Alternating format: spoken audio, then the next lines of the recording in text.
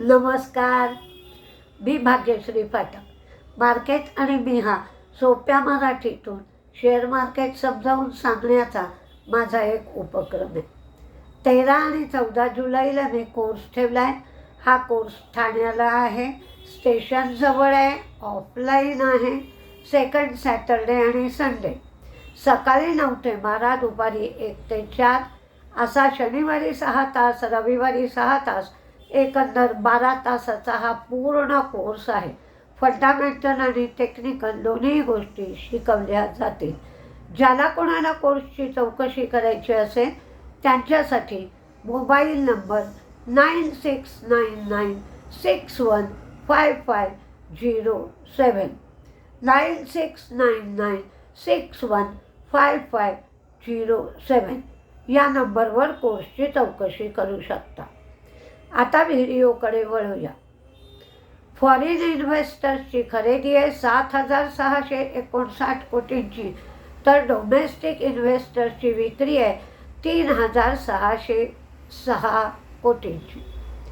पण FIIsनी चांगलीच मुसंडी मारली आहे.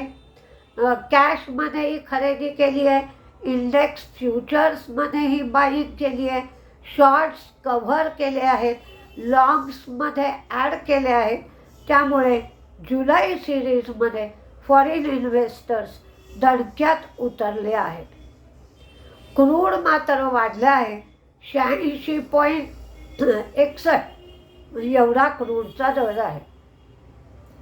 रिलायन्स जिओनी टॅरिफ रेट वाढवले 12% 25% आणि असंच बाकीच्याही टेलिकॉम कंपन्या वाढवतील असा अंदाज आहे.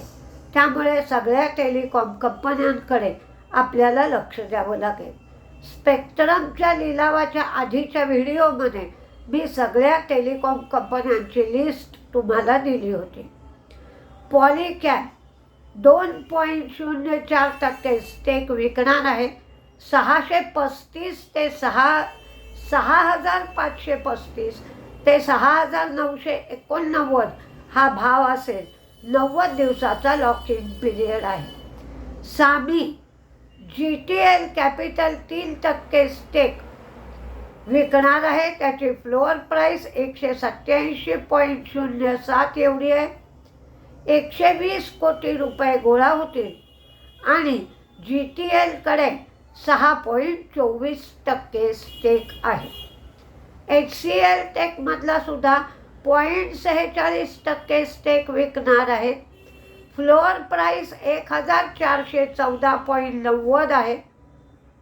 हे डील 1,756 कोटीचं होईल आणि 1.24 कोटी शेअर्स विकले जाते.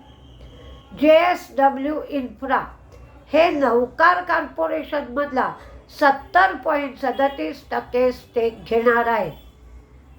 त्यामुळं JSW इन्फ्रा आणि नवकार कॉर्पोरेशन दोन्हीकडेही लक्ष दिलं पाहिजे. RBLला 3,500 कोटी फंड रेझिंगसाठी परवानगी मिळाली. AU स्मॉल फायनान्स बँक 5,000 कोटीचा QIP करणार आहे. युनिकेम लॅब युरोपियन युनियन कोर्टाने पेटंट डिस्प्यूट सेटलमेंट संदर्भात कंपनीच्या विरुद्ध निकाल दिला आहे. त्यामुळे कंपनीला तो फाईन भरावा लागेल. पण कंपनीने त्याच्या संदर्भात 187 कोटीची प्रोव्हिजन आधीपासूनच केली आहे. अंबुजा सिमेंटचं अडाणी सिमेंटेशनमध्ये मर्जर होईल. अंबुजाच्या 174 शेअरला अडाणी सिमेंटेशनचा 1 शेअर मिळेल. रेमंड्स गौतम सिंघानिया यांची चेअरमन MD म्हणून नेमणूक करण्यात आली आहे.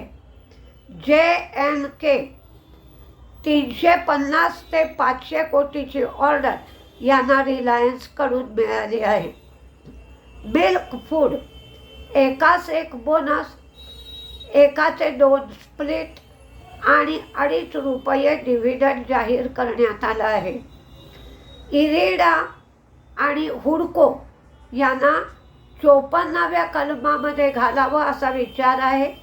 त्यामुळे जे यांचे बॉन्ड खरेदी करतील त्यांना इन्कम टॅक्समध्ये सूट मिळू शकेल. अमेरिकेचा जॉबलेस क्लेम 2.33 एवढा आला. तो कमी आला, पण त्याच वेळेला नायकीने त्यांचं अनुमान कमी केलं आहे. CDSL 2 जुलै रोजी बोनसची बैठक आहे. JP मॉर्गन ग्लोबल बॉन्ड इंडेक्समध्ये भारत सामील होणार आहे. आज पुन्हा डिफेन्स शेअर तेजीत राहतील, कारण सुरक्षा उपकरणांची कस्टम ड्युटी 2029 पर्यंत वाढवण्यात आली आहे. कस्टम ड्युटीतली सूट, कस्टम ड्युटी नव्हे, कस्टम ड्युटीमध्ये दिली जाणारी सूटची मुदत 2029 पर्यंत वाढवण्यात आली आहे. या मार्केटचा फायदा घेऊन सगळेजण काही प्रमाणात स्टेक विकून पैसा गोळा करण्याच्या तंत्रात आहेत. कोणी QIP करताय, कोणी ब्लॉक डील करून शेअर्स विकताय. तसं आपण सुद्धा काही प्रमाणात प्रॉफिट बुकिंग करून पैसा गोळा केला पाहिजे. आज कोणते शेअर तेजीत मंदीत राहतील ते सांगते, ते तुम्ही वॉचलिस्टमध्ये ठेवा आणि काय होतंय बघा आणि त्याप्रमाणे स्टॉप लॉस लावून ट्रेडिंग करा किंवा शॉर्ट टर्मसाठी ते शेअर तुम्ही ठेवू शकता. ब्रिगेडला 1100 कोटीची ऑर्डर मिळाली आहे म्हणून Brigade, Jubilant Ingrevia, Indus Tower, भेल थर्मल पॉवर प्रोजेक्टसाठी 13,300 कोटीची order, Wockhardt, Star Health, TCS, CMAC, SEAMEC, Catholic Syrian bank, GMR Hyderabad Vijayawada एक्सप्रेससाठी NHAIचं जे सेटलमेंट झालं त्या सेटलमेंटच्या अंतर्गत 1,387 कोटी रुपये GMRला मिळणार. त्यापैकी पहिल्या हप्त्यामध्ये 850 कोटी रुपये मिळाले आहेत आणि दुसऱ्या हप्त्यामध्ये 537 कोटी रुपये मिळतील. JSW Infra, Archean chemical, power grid, AU small finance bank, Tata Motors, Bharti Airtel, Bharti Hexa, first source, D-मार्ट, CDSLची बोनससाठी बैठक आहे म्हणून, स्टरलाइट टेक्नॉलॉजी, PNB गिल्ट. आपण JP मॉर्गनच्या ग्लोबल बॉन्ड इंडेक्समध्ये समाविष्ट होतोय. तर बॉन्डच्या संदर्भातला एकच शेअर मार्केटमध्ये आहे PNB गिल्ट. PVR आयनॉक्सचा कालकी 2898 AD हा रिलीज होतोय म्हणून PVR Inox. Vodafone, Tega, Axis bank, STYRENIX,